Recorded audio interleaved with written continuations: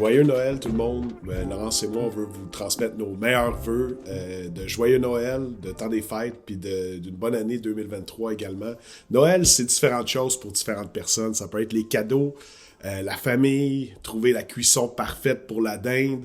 Certains d'entre nous, c'est l'occasion de revisiter des films classiques comme Elf, Maman, j'ai raté l'avion, Le Grinch et pour les vrais, les Trois Seigneurs des Anneaux, version allongée, sans pause. Ça, c'est pour les vrais de vrais. L'artiste Florence K a écrit, c'est une chanteuse québécoise, elle a eu plusieurs nominations au Gala de la Disque, entre autres, en plus de gagner un Félix. Elle a passé souvent dans des entrevues, à Tout le monde en parle. Elle a écrit un article sur le vrai sens de Noël qu'elle a intitulé « Noël et la lumière ». Et je vous le lis. Du moins un extrait. Il y a le Noël idéal, celui qui fait chaud au cœur et que nous espérons impatiemment, dinde au four, bûche au congélateur, champagne sur la glace. C'est le Noël équilibré, le Noël satisfaisant, sans grand drame ni grande exultation. Il y a le Noël dans le sud, celui où l'on fuit le Noël des nôtres pour avoir la paix. Il y a le Noël des nouveaux arrivants, le Noël des réfugiés, le Noël des expatriés, le Noël des nouveaux départs où tous les espoirs sont permis. Il y a aussi le Noël de la consommation avec ces gogos made in China ou made in Bangladesh qui arrivent chez nous par des cargos géants. Des objets faits par des enfants que l'on offre à nos enfants en gage d'amour. Il y a le Noël dans la rue, celui où il fait toujours froid, le Noël de la faim, le Noël de la misère, le Noël des restes et des poubelles, de l'aiguille et de la bouteille.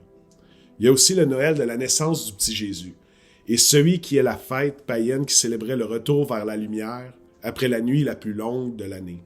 Aujourd'hui, c'est ainsi que je préfère m'imaginer Noël, dit Florence K., tel un retour nécessaire vers la lumière. La bonne nouvelle, c'est que cette lumière est une énergie renouvelable. Jamais sa source ne se tarira. C'est ainsi que je souhaite, mesdames, messieurs, que votre Noël aujourd'hui soit un Noël lumineux. Et moi aussi, c'est mon souhait pour vous. C'est en résumé du court message que je voulais vous partager ce matin. Je vous souhaite un Noël lumineux et je veux vous parler ce matin de la lumière de Noël. L'apôtre Jean, qui a vécu il y a 2000 ans, était un témoin oculaire de la vie de Jésus. Et plus que ça, c'était celui qui avait le plus de proximité émotionnelle avec Jésus. Jésus est entouré de foule. Il y avait les 120 disciples, il y avait ses 12 disciples. Il y avait Pierre, Jean-Jacques qui était encore plus près de lui. Et il y avait Jean qui, par exemple, au dernier repas, avait la tête sur la poitrine de Jésus. Jean était le disciple qui était le plus proche. Il se nommait lui-même le disciple que Jésus aimait, ce qui est un peu quand même coquille. Mais Jean était proche de Jésus. Et voici comment Jean il a décrit la vie de Jésus dans Jean 1,9. Cette lumière, en parlant de Jésus, était la vraie lumière qui, en venant dans le monde, éclaire tout être humain. Jésus est la véritable lumière de Noël, et ce matin, qu'on soit croyant ou non, on est forcé d'admettre qu'il y a quand même un avant puis un après la naissance de Jésus-Christ. L'histoire humaine est divisée en deux parties par la naissance de Jésus.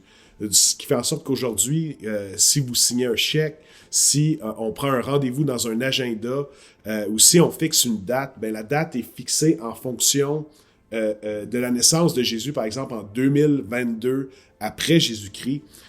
Même si Jésus n'a jamais écrit de livre, de poèmes ou dessiné de peinture, c'est l'être humain dans l'histoire qui est le sujet du plus grand nombre de livres, de poèmes et de peintures. Jésus était la lumière qui a éclairé et qui éclaire encore aujourd'hui tellement d'êtres humains. Jésus n'a jamais eu de puissance militaire, pensez-y un instant. Il n'a jamais eu de puissance militaire, économique ou même politique. Pourtant, ses enseignements sont porteurs d'une puissance spirituelle de transformation qui impacte encore aujourd'hui directement ou indirectement la vie d'environ 2 milliards de personnes sur Terre. La lumière de Christ, c'est aussi la façon qu'il éclaire nos vies quotidiennes avec nos enseignements. J'aimerais dire, Jésus-Christ peut amener de la lumière à ta vie, dans les aspects concrets de ta vie aussi. Suffit de porter attention à ses enseignements. Dans nos conflits, Jésus a enseigné d'aimer nos ennemis, de pardonner et même de se réconcilier avec notre prochain avant d'offrir nos offrandes à Dieu. Pour nos couples, Jésus a enseigné d'être fidèle puis de ne pas convoiter d'autres personnes, même avec les yeux. Dans nos engagements, Jésus nous a encouragés à être intègres et que notre oui soit oui et que notre non soit non. Dans notre spiritualité, Jésus nous a encouragés à fermer notre porte de chambre et à prier dans le secret et non pas prier pour essayer d'impressionner les autres ou d'être vu des autres dans notre spiritualité. Avec nos finances, Jésus nous a encouragés à être généreux et il nous a mis en garde de ne pas faire un trésor ou un maître de nos finances parce que l'argent est un très bon serviteur mais un très mauvais maître et Jésus le savait, il l'a enseigné. Et dans nos inquiétudes, on a tellement de raisons de s'inquiéter en 2022, en 2023, avec tout ce qu'on a traversé aussi avec la pandémie. Dans nos inquiétudes, Jésus nous a encouragés à ne pas s'inquiéter du lendemain. Parce que le lendemain prendra soin de lui-même. Chaque jour subit cette peine. Jésus est la véritable lumière de Noël et Jésus, par ses enseignements pratiques, amène de la lumière dans nos vies. Jean dit dans Jean 1,9, Jésus était la vraie lumière et est la vraie lumière, qui en venant dans le monde, éclaire tout être humain. Et il peut t'éclairer toi aussi ce matin. Il peut m'éclairer moi, il peut m'éclairer pour en 2023. Trop souvent au Québec, on a réduit les enseignements de Jésus à une forme de religion. Puis Jean va décrire plus loin comment les ténèbres ont rejeté la lumière et en fait, il va parler de comment les religieux, dans son évangile, comment les religieux ont rejeté Christ. Et selon Jésus, la religiosité, de faire les choses juste par religion et par performance humaine, c'est ténébreux. Mais le vrai message de la Bible, l'Évangile, la bonne nouvelle, le résumé de la Bible, c'est un message de lumière. C'est un message lumineux qui éclaire l'être humain. Contrairement à la croyance populaire, Jésus n'a jamais prêché une nouvelle religion. Au contraire, Jésus s'est fortement opposé à la religiosité de ses contemporains. Les pires ennemis de Jésus, c'étaient les chefs religieux, en fait. Et la spiritualité chrétienne authentique, d'après Jésus, elle est lumineuse, beaucoup plus qu'une forme de religion, beaucoup plus d'une forme de religiosité que, par exemple, on a souvent connu aussi au Québec. Et ça se traduit de toutes sortes de façons lumineuses dans la spiritualité chrétienne. Par rapport à l'accès au ciel, la religion dit « je dois être une bonne personne qui performe bien moralement pour gagner mon ciel ». L'Évangile dit « Dieu lui-même est descendu du ciel pour mourir à la croix, pour t'offrir la vie éternelle ». Au niveau de l'amour, la religion dit « si tu es un bon chrétien, Dieu va t'aimer ». Mais l'Évangile, c'est que lorsque ta foi est en Christ, il n'y a rien que tu peux faire pour que Dieu t'aime plus et il n'y a rien que tu peux faire pour que Dieu t'aime moins. Quel message libérateur, c'est tellement lumineux les enseignements de Jésus. Au niveau de l'acceptation, la religion va nous dire « j'obéis, donc je suis accepté ». L'Évangile nous dit l'inverse « je suis accepté, donc j'obéis ». Au niveau de nos motivations, la religion va nous dire « ma motivation est basée sur la peur et l'insécurité ». Mais le message de l'Évangile, c'est que notre motivation est basée sur la joie et la reconnaissance. Au niveau de l'obéissance, la religion dit « j'obéis afin d'obtenir des choses de Dieu ». L'Évangile, c'est « j'obéis pour faire plaisir à Dieu et lui ressembler de plus en plus ». Et dans nos vies de prière, la religion dit « ma vie de prière consiste en grande partie à des demandes à Dieu et ma vie de prière s'enflamme seulement quand j'ai des besoins. » Très religieux comme réflexe.